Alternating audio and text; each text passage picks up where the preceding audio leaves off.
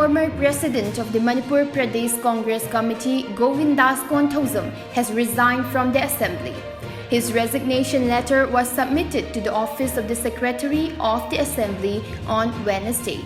A letter was submitted to MPCC Interim President Ann Loken informing him that Govindas, was tendering his resignation from the party's primary membership. Some more Congress MLAs close to Govindas would be shortly following him, according to sources. The Manipur government has started action plan to tackle hepatitis B with the launching of hepatitis B treatment centers at the premier government-run hospitals RIMS and Jennings on Wednesday. Hepatitis B is a viral infection that attacks the liver and can cause both acute and chronic disease.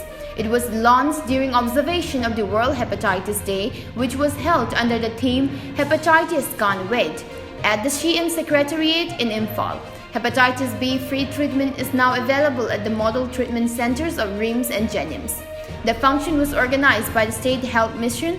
At the event, the Chief Minister N. Biren also announced that 10 district hospitals of Manipur will be provided with 10 portable X-ray machines and 20 multipara monitors to ensure hassle-free treatment during the coronavirus pandemic.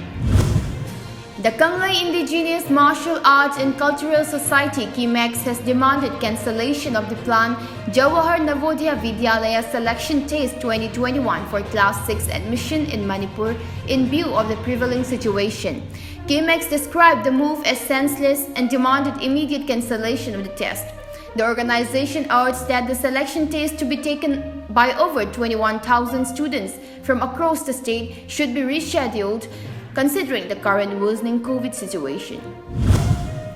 Northeast Indigenous Peoples Forum NEIPF conducted an online meeting to discuss the present situation prevailing in Dholai, the alleged Mizo-Assam border conflict that resulted in the loss of life of 6 Assam police personnel.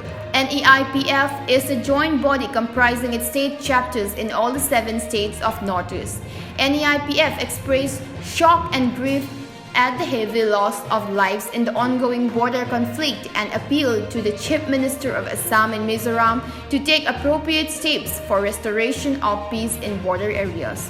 The NEIPF also stated that various agreements were reached between the respective state governments to maintain a status quo in the disputed areas, but these agreements were repeatedly violated, resulting in tension and damage to people's property living in the affected areas. Displaced Brus at the Kaskau relief camp in North Tripura's Damchera village reportedly clashed with locals, resulting in injuries to 13 people. The clash broke out after locals objected to opening of roadside shops by the displaced Brus from the camp, as per a report.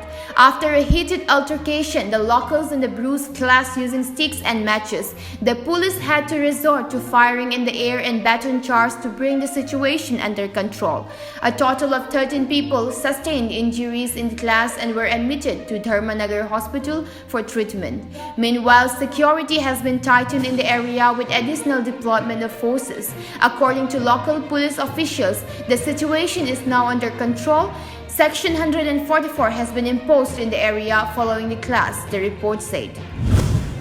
India reported 43,654 fresh COVID-19 cases today as compared to yesterday's 29,689 daily new cases.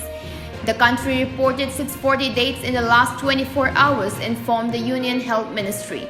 As per the ministry, the active case lot of India is 399,436 and the daily positivity rate is 2.51%. 41,678 recoveries were also reported in the last 24 hours. With this, the cumulative recoveries are now 3,663,147 with a 97.39% recovery rate. Total deaths recorded in India are 4,22,022. The ministry also informed that 44,61,56,659 COVID vaccine doses have been administered under the nationwide vaccination drive so far, and 46.9 crore COVID tests have also been conducted.